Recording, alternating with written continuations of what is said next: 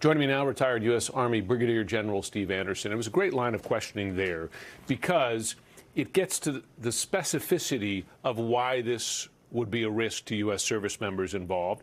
You're saying the time of the attack, the platforms involved, F-18s, and as Representative Crow there noted, the Houthis have previously been able to shoot down such aircraft. So in your experience, as someone who has handled classified information before, is this classified? Yeah, absolutely, Jim. It's top secret information. Now we're getting hung up in the Secretary Hegseth is trying to split hairs over the word war plans. A typical war plan is 500 pages. Nobody's saying that he sent an entire war plan in a text message like that. But there was at least 5 critical top secret elements of information that were in that thread, to include, as you said, timing, locations, the delivery platforms, the delivery locations, but also battle damage assessments. Yeah. That is absolutely critical. We disclosed that we knew that the bad guy that we took out walked into his girlfriend's apartment. Now they know, the Houthis know, that we have probably some inhuman intelligence on the ground watching that apartment. And that person might very well be being tortured or dead right now as a result of that threat. So let me ask you this. When you try to hide behind just the term classified, it is possible that the defense secretary could say, well, I've declassified this. Does that take away the sensitivity of the information? Whatever you call it, whatever label you put on it, does it take away in any way the dangers and damage that you're describing? Not at all. Not at all. It's ridiculous to even think that why that information wouldn't be classified is absolutely preposterous. It just shows how incredibly lazy and incompetent, he is, and that's why he should resign. I mean, he made the point accountability starts now when he took office as the Secretary of Defense. Well, guess what? He needs to take accountability for his actions, show responsibility, what every good leader does. He's accountable and responsible. He screwed up. He needs to submit his resignation now. Let me ask you another piece of this, because beyond the sniping that they did in this text chain about America's European allies, calling them pathetic, etc., if you're an ally that not just shares intelligence with the U.S., but also has your forces in the region who might be exposed as well, in your experience, how would an ally respond to this? They would be absolutely disgusted, as was I. I mean, they are our allies. They are our friends.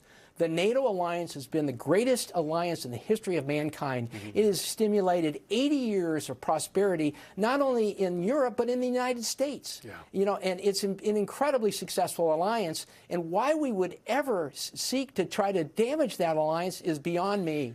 Let me ask you how America's adversaries view this situation, because we should note this is not, and we shouldn't take it in isolation. You have a president who took boxes of classified information and threw it in his basement, unsecured, who during his first administration shared classified information with the Russian ambassador. There have been a number of incidents that show that the level of care that one might expect with this sensitive information is not met by this administration. What does that mean, bigger picture, in terms of how, well, our adversaries might take advantage of that? Jim, here's the big picture. Our national security is at risk, at greater risk than it's ever been. Why? Because our adversaries know that we have lazy, incompetent, deceitful people who are running our country, particularly the Secretary of Defense, the National Security Advisor, the Director of National Intelligence, the CIA Director, who both, Gabbard and Ratcliffe, both of them perjured themselves yesterday and today. I mean, they know, our adversaries know that we have people running the show right now that don't know what they're doing, and we are in big trouble as a result. You served in uniform. Of course, we have civilian control of the military, and if members of the military get lawful orders, they follow those orders. If they get unlawful orders, or I imagine witness unlawful behavior, for some, there might be a limit, right, as to how much they'd be willing to tolerate or stomach. And have you seen anything in this instance that might lead a member of the military at a senior level to say, I resign in protest? Well, I mean, I would probably like to see that, if it did come to the fact that there was some kind of unlawful order. For instance, we all this talk about Greenland and Canada and Panama. What if the president wakes up in the morning and says, "Hey, we're going to invade Canada. We're going to invade Greenland and Panama." Would that be a lawful order? Well, it probably would, unfortunately, because we in the military have been taught to take civilian leadership. That's a pinnacle, an absolute foundation of our leadership is civilian leadership. And my entire career, 31 years in the Army, I never knew or cared the political allegiance of my boss or any of my people. We just take orders smartly and we move out. I would submit to you that that kind of an attack would be extremely dangerous and obviously very egregious. And I would hope that it would never come to that. But unfortunately, the president is the president. He's the commander-in-chief, and he can direct our forces to do what he wants. It would still be, because the president has spoken quite publicly, for instance, not just about taking control of Greenland, but about unilaterally changing the borders with Canada. If the president were to do so, would that be a lawful order to the U.S. military? Unfortunately, it probably would be, simply because he's the commander-in-chief, and we have to take advantage. We have to follow his bidding.